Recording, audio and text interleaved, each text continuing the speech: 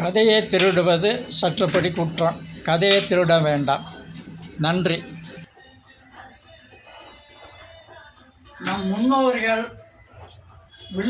வில்லுப்பாட்டுக்காரர்களை குருவாக ஏற்றுக்கொண்டு என் வில்லுப்பாட்டை நான் துவங்குகின்றேன். நன்றி.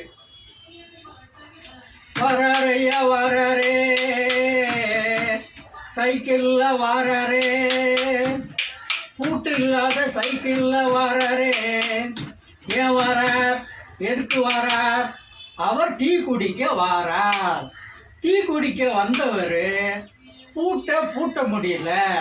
அதனால பையில் வைத்திருக்கும் கயரை எடுத்து ரிம்மோட சேர்த்து கட்டினாரு.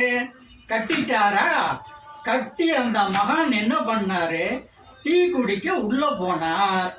உள்ள போய் ஒரு சேர் இருந்தது. அந்த சேர்ல போய் உட்கார்ந்து ஒரு டீ கேட்டார். டீ கடைக்கார் டீயை ஆத்தினார்.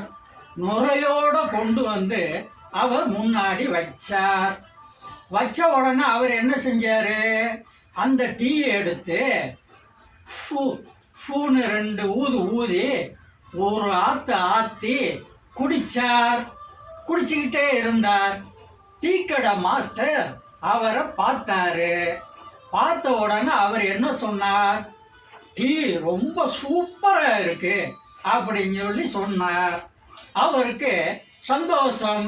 அதே ஸ்பீட்ல 2-3 டீயை போட்டு ஆத்தினார். கடன்னு ஆத்தினார். ஆத்தி கிளாஸில் போட்டு உள்ள இருக்கிறவங்களுக்கெல்லாம் கொடுத்தார். இவரும் டீயை குடிச்சார்.